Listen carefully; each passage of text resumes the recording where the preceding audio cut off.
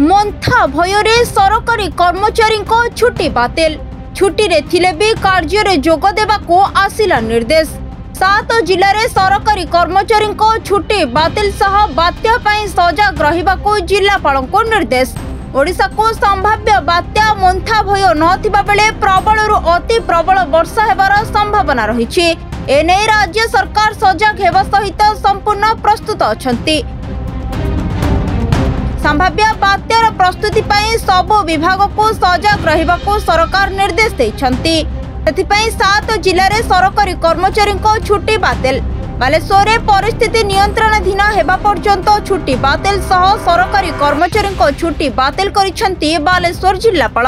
गंजाम रे 25 रु 30 छुट्टी बातिल। मुख्यालय छाड़िबा उपरे कटकणा होईछि। केन्द्रापड़ा जिले में 26 रु 30 तारीख पर्यंत मुख्यालय छाड़िबा मना। मालकानगिरी और कोरापुट रे 27 रु 30 तारीख पर्यंत छुट्टी बातिल कले जिलापाल। सेहिपरि कलाहांडी और गजपति जिले में 27 रु 31 तारीख पर्यंत छुट्टी बातिल होईछि। राजस्व और विपर्यय परिचालना मंत्री सुरेश पुजारी कहिसंती जे संभाव्य बात्या को दृष्टि रे रखी राज्य सरकार पूर्व प्रस्तुति आगुर करि सारिछंती। आसंता 28, 29 और 30 रे अवपात ओडिशा को प्रभावित करिबो। स्वाभाविक भावे ओडिशार दक्षिणांचल जिला गंजाम, गजपति, कोरापुट, रायगड़ा, मालकानगिरी जिले में प्रभाव रहिबो।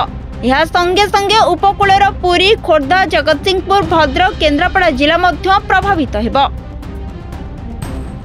बात्यार प्रभाव जहाँ भी हेउ सरकार प्रस्तुत अछंती।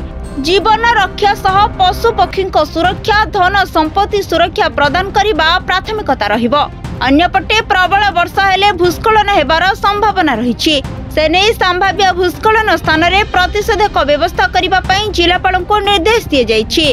रास्ता उपरे पानी गले उभय पटरु रास्ता बंद करबा पई निर्देश दिए जाइछि।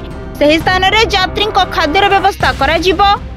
पूर्वरु क्षयक्षतिर आकलन करा जाय अर्थ प्रदान करा जायछि। आगको मध्य करा जिवो। विभाग एथिपई प्रस्तुत अछंती। संभाव्य बात्या पई चाषी मानकर चिंता मध्य बढ़ी जायछि।